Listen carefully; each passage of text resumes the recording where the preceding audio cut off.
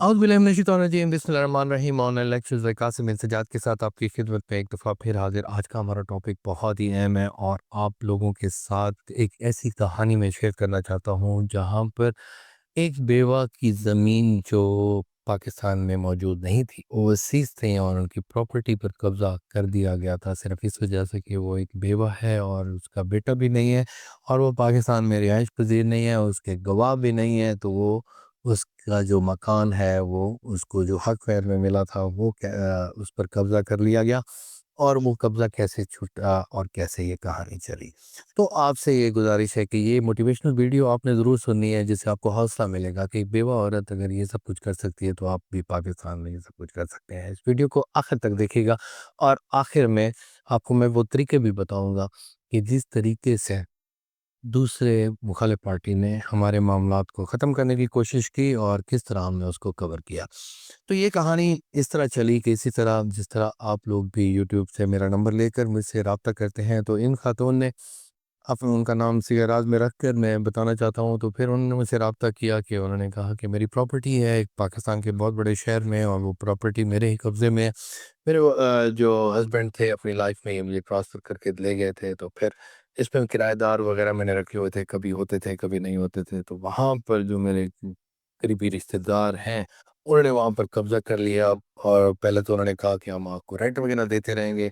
तो फिर मैंने उनसे रेंट मांगा तो उन्होंने रेंट भी नहीं दिया और ये अब कब्ज़ा करने की कोशिश की है। तो मैंने ऑनलाइन जो एप्लीकेशन दी है, तो एप्लीकेशन देने के बाद उन्होंने वहाँ पर अपना एक एग्रीमेंट बनाकर दिखा दिया है और एग्रीमेंट भी किसी और पार्टी की तरफ से, और कि हमने ये ज़मीन ख़रीद ली है और वो कब्ज़ा माफिया वहाँ पर काबिज़ हो गया। तो मैं क्या कर सकती हूँ? तो उनको पहले तो मैंने यही कहा कि whether you are prepared for the litigation and for the hardship of the cases irrelevant of the faeces.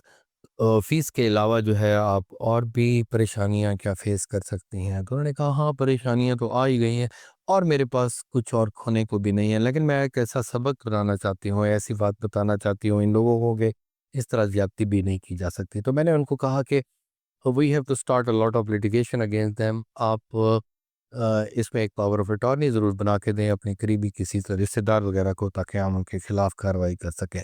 तो एक तो हम आपका जो है एक समरी प्रोसेस सिविल सूट में रिकवरी ऑफ पोजेशन भी कर सकते हैं। उसके अलावा जो इलीगल डिस्पोजेशन एक्ट है उसके तहत भी हम आ सकते हैं और उसके अलावा 22A भी हम कर सकते हैं। सिविल क्रिमिनल लिटिगेशन हम एक साथ स्टार्ट करेंगे और जो आपने वो पहले एप्लीकेशन दी थी उसको भी हम स्टार्ट करेंगे। तो मल्टीपल लिटिगेशन हम करेंगे, तो देखते हैं कि कौन सी लिटिगेशन हमारी चल सकती है। और इसके अलावा हाई कोर्ट के भी हम एक्शन को इस्तेमाल करेंगे और उनको भी दरमियान में लेकर आएंगे। तो उन्होंने कहा ठीक है, हमारा ये सेटलमेंट हो गई। और हमने सबसे पहले क्या किया, वो एक एप्लीकेशन जो ऑनलाइन ओवरसीज़ पोर्टल के तहत हमने दी थी, उसको एक रिन्यू एप्लीकेशन में रिमाइंडर के तौर पर एप्लीकेशन दी और वो देने के बाद हमने एक 199 कॉन्स्टिट्यूशन ऑफ पाकिस्तान की रिट पिटीशन की डिप्टी कमिश्नर साहब को कि भाई ओवरसीज़ फोरम पर ये हमारा कब्ज़ा जो है इन्होंने वापस करने की कोशिश कराना चाहती हैं और कब्ज़ा भी नहीं हो रहा। साथ ही हमने सूबाई मौतसिब को भी एक एप्लीकेशन उनके अपने एड्रेस से जो बाहर रह रही थी वो भी हमने स्टार्ट कर दी। तो दिस वाज द स्टोरी। आप स्टार्ट कर दें तो फिर काम चल पड़ता है। साथ ही हमने एक एप्लीकेशन जो है उनके गवाह बनाकर कब्जे की 22 AB की उस पर दी। पहले डीपीओ आरपीओ को साथ एप्लीकेशन दे दी और उसके बाद जो है आप कह रहे होंगे कि इतनी सारी लिटिगेशन तो करना पड़ता है, जो जो आपके पास रेमेडी है। तो वो करने के बाद हमने क्या किया, अब हमारे पास 2 ऑप्शन थे कि हमें क्या करना चाहिए। सेक्शन 89 स्पेसिफिक रिलीफ एक्ट के तहत जाएँ या इल्लीगल डिस्पोज़ेशन एक्ट के तहत जाएँ। तो इल्लीगल डिस्पोज़ेशन एक्ट के तहत हमारा जाना ज़्यादा अहम लग रहा था कि ओवरसीज़ जो है वो इसमें हमें थोड़ी-सी डायरेक्शन मिल सकती है। तो ओवरसीज़ हमने जब ये पिटीशन की, हाई कोर्ट से डायरेक्शन हुई डिप्टी कमिश्नर को कि इनके मामले को अगर आप टेकअप करें तो जल्द से जल्द करें। इसी दौरान जो है सूबाई मौतसिफ की तरफ से भी नोटिस आ गया और दूसरी पार्टी को बुलवा लिया गया कि आप एक औरत के साथ क्यों ज़्यादती कर रहे हैं। इस दौरान जो है आगे हमारे केस जो चल रहे थे वो हमने इलीगल डिस्पोजेशन एक्ट के तहत किया, और वहाँ हमने कोई चीज़ नहीं छुपाई कि हमने कहा कि आप हमारे सिस्टम को बहुत ज़्यादा बदनाम किया जाता है कि यहाँ पर हक रेसी नहीं हो सकती। तो हमने देखें ये कैसा अच्छा सिस्टम है जहाँ इतनी रेमेडीज़ हैं, तो क्या सारे ज़्यादती करने के लिए जुड़ जाएँगे? नहीं, नहीं, ऐसा नहीं होगा। तो वो हमारी जो कंप्लेंट है वो एडमिट हो गई। एडमिट होने के बाद जो है उनको वहाँ पर ज़मानत करानी पड़ी। मीनवाइल जो उन्होंने धमकी दी, अब उन्होंने कहा कि हम तो इस पर मालिक काबिज़ हैं। तो वहाँ पर उन्होंने एक मुआहिदा जो है दिखाया। अब मुआहिदा कहा कि ये हमने इनके किसी खाता शरीक से, शहर बड़ा था लेकिन वहाँ कोई खाता शरीक गलियों में कोई ज़मीन वगैरह पड़ी हुई थी। तो वो उन्होंने कहा कि ये हमने उनसे खरीद ली है। तो मैंने क्या किया कि उसको ओपनली चैलेंज नहीं किया, because an agreement does not create any titles, keep this in mind. तो वो उन्होंने जब कहा तो हमने कहा कि बच्चे अब तो तुम फँस गए हो, अब तुम्हारी कार्रवाई तुम्हारे साथ सही होगी। वो इस पॉइंट पे खुश रहे कि अब जो वकील साहब के पास कोई राह नहीं आया। तो मीनवाइल उधर भी हमारी लिटिगेशन चलती रही। अब हमने एक और एप्लीकेशन वहाँ पर क्या गुज़ारी कि इसका जो कब्ज़ा है वो टेम्परेरी तौर पर हमें दिया जाए। और दूसरी तरफ से मुखालिफ पार्टी ने 265 के की एप्लीकेशन दे दी कि ये सारा इस्तेगासा ही गलत है और इनको अम, जो है बेगुनाह मुल्ज़मान को कर दिया जाए। तो यहाँ इस सारी स्टोरी के दौरान बड़ी जो अहम बात हुई, और उन खातून की जो है कमेंट्स जो पुलिस की तरफ से मांगे गए थे कंप्लेंट में, उसमें एक जुमला ज़रूर फेवर में लिखा गया था कि इसका जो एस्टेब्लिश टाइटल है एक्यूज़ का, मुल्ज़मान का, वो सही नहीं है। तो बड़ी अहम बात ये हमारे पास अच्छा पॉइंट आ गया।